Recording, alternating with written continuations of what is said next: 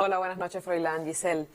Finalmente llegó el día en que Donald Trump no le quedó otra que irse de la Casa Blanca, pero no se resigna. En su lugar, en los últimos discursos, ha optado por hablar del movimiento que él fundó y en el discurso de despedida dijo que era solo el comienzo para este movimiento que él había fundado. Así que habrá Trump todavía para rato. Con razón, el Senado se apura en hacerle el juicio político.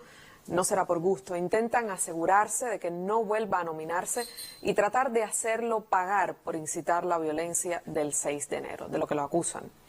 Y en las mismas escaleras subidas en turba por los invasores aquel día, hoy juró proteger la Constitución el nuevo presidente en el ritual que cada 4 años se celebra los 20 de enero. Un ritual que enorgullece a los defensores a ultranza de ese sistema político, del cual elogian una y otra vez el cambio de poder pacífico. Algo que esa democracia en franca crisis no pudo asegurar esta vez. Y escuchamos a Joe Biden pidiendo unidad allí donde no estuvo el presidente que debería entregarle el cargo pacíficamente.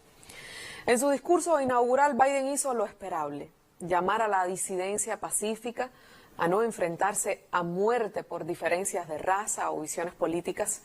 Dijo Biden con triunfalismo, la democracia ha ganado allí donde 70 millones de personas piensan que el nuevo presidente le robó las elecciones al anterior. El momento quizás más simbólico, histórico de esta inauguración fue ver a la primera mujer de la historia ser juramentada como vicepresidenta de Estados Unidos. Kamala Harris, además, es la primera mujer con semejante cargo en ese país, juramentada por la única jueza de la Corte Suprema de origen latino, esa Corte Suprema donde Trump logró poner a 3 jueces, incluida una mujer que está en contra del aborto y un hombre acusado de violar a otra mujer que lo delató en televisión nacional. Si bien el vicepresidente en estas ocasiones rara vez llama tanto la atención, ahora Harris es centro de atención por muchas razones. Hija de una mujer india y un hombre jamaicano, jurista, locuaz, conocedora de las leyes y trampas de ese sistema político, ahora es el horcón de Biden que tendrá en ella la energía y la juventud que podrían faltarle a él, un hombre de 78 años, que muchos especulan no buscará un segundo mandato. Harris además será el voto que desempate en el Senado que tiene tras estas elecciones últimas 50 demócratas y 50 republicanos. Es un logro indiscutible que una mujer no blanca llegue a ese alto cargo, sobre todo allí, ese país donde el racismo campa a sus anchas y las mujeres ganan muchísimo dinero menos que los hombres por el mismo trabajo. Ese país donde hace 4 años eligieron a un hombre blanco, rico, misógino y racista por encima de una mujer con larga trayectoria política. Biden no ha esperado para empezar a trabajar. Hoy firmaría 17 órdenes ejecutivas que enrumbarían al país en el camino del buen sentido y la lógica más elemental. Uno sabe que la cosa está mala cuando entre las primeras órdenes que firmará será hacer obligatorio el uso del nasobuco. Allí, en ese país donde 400.000 personas han muerto por una pandemia que Trump afirmaba tener controlada. Biden ha escogido el gabinete más diverso de la historia, con personas de diferentes orígenes étnicos, de clase, inmigrantes. Una buena noticia que ese gabinete se parezca más a la mayoría de los estadounidenses. Pero, ojo, ese grupo de personas en los que Biden confiará mucho y delegará más, con su inteligencia y capacidad, harán cumplir los intereses nacionales de Estados Unidos mucho más efectivamente que lo que hizo Trump hasta hoy. Biden, eso usted lo sabe, estuvo entre el grupo de personas que decidió cambiar el rumbo con Cuba. Recibe una relación entre Washington y La Habana en las peores condiciones probablemente de la historia. Las sanciones aplicadas a rajatablas, incumpliendo Estados Unidos los acuerdos migratorios de entrega de visas, ya que ni siquiera podemos los cubanos acceder a servicios consulares desde aquí. Persecución a navieras grandes o pequeñas que intentaran trasladar combustible a Cuba. Advertencias basadas en mentiras a sus ciudadanos para que no nos visiten. Limitadas las remesas de cubanoamericanos que legalmente enviaban dinero a sus familias y disminuidos los vuelos de aerolíneas comerciales a la isla que ahora solo pueden aterrizar en el aeropuerto de La Habana. Las alrededor de 240 medidas aplicadas en solo 4 años dan muestra de la obsesión y la cantidad de gente que tiene trabajando en el tema Cuba esta administración saliente. Para poner más vallas en el camino de la reconciliación, nombran a Cuba país patrocinador del terrorismo. Una lista que se inventan para poner a países que no les gustan porque no hacen lo que se dicta desde Washington. La familia cubana es la más afectada, de eso no cabe duda. La de aquí y la que vive en la Florida, que ve más difícil todo vínculo con esta parte del estrecho. Biden conoce claramente la política de Obama con respecto a Cuba. Su esposa, la doctora Jill Biden, viajó a Cuba, visitó La Habana y Camagüey e incluso estuvo en la Universidad de Ciencias Pedagógicas Enrique José Barona, conoció sobre inclusión social de las mujeres cubanas. Ella conoce Cuba mucho mejor que los que gritan a los cuatro vientos ser dueños de la narrativa cubana, los Marco Rubio y otros, que desde la Cámara Baja y la Alta quieren secuestrar el tema Cuba como si fuera un asunto de política local del sur de la Florida.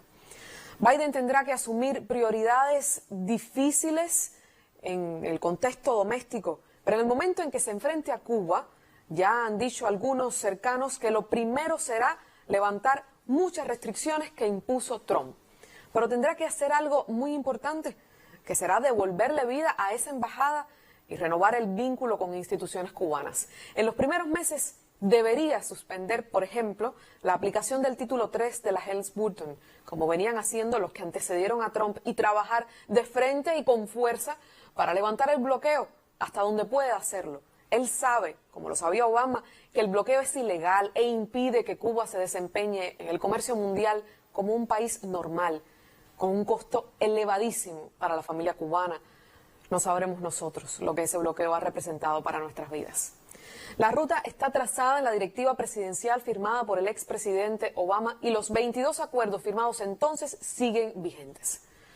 Ahora bien, que el entusiasmo de ver a Trump irse no se entusiasme excesivamente. Joe Biden trabajará incansablemente para hacer de Cuba lo que ellos quieren, un país donde no exista revolución y donde se instaure un sistema político coherente con los intereses de Washington.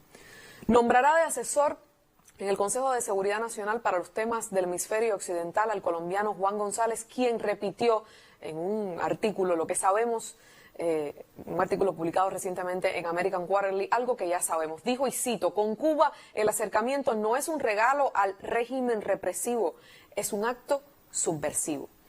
Nada nuevo bajo el sol, pero es mi trabajo recordar quién es quién en este mundo de apariencias e intereses.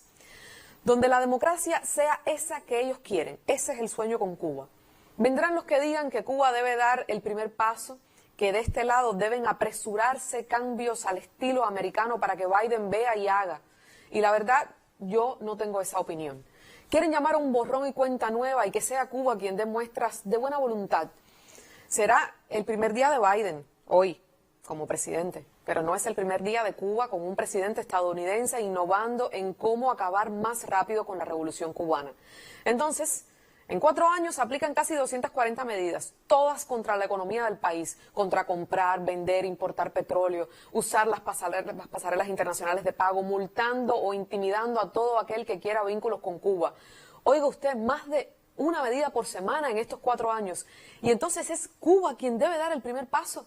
El país al que no dejan comprar en dólares, al que mantienen oprimido en un sistema de sanciones que no aflojan ni ahora, cuando una pandemia mundial debe sacudirnos de esas políticas que estrechan las arcas nacionales. Habiendo dicho esto, qué bueno sería poder darle a usted buenas noticias y no solo malas, como hemos tenido que contarles en los últimos años. Yo pude cubrir algunas de esas buenas noticias. Si los artistas cubanos volvieran a tocar su música a los cubanos de allá sin amenazas, ni poniéndole precisas al bajar por las escalerías de un avión, preguntándole nada más pisar de qué lado están y entonces veremos si te damos la bienvenida o no. Si los científicos de allá y de aquí se sentaran a pensar juntos cómo enfrentar el SARS-CoV-2, ese enemigo común que se vencerá más rápido si nos unimos, esas serían buenas noticias y son mucho más posibles con Biden que con Trump. Mientras tanto, Cuba avanza en cambios profundos como el ordenamiento monetario o el impulso que se da a solventar necesidades domésticas con producciones nacionales desarrolladas por la empresa estatal o por la iniciativa privada. Son cambios que responden a nuestro contexto y que desdicen a aquellos que pintan a esta isla como detenida en un irremediable despeñadero.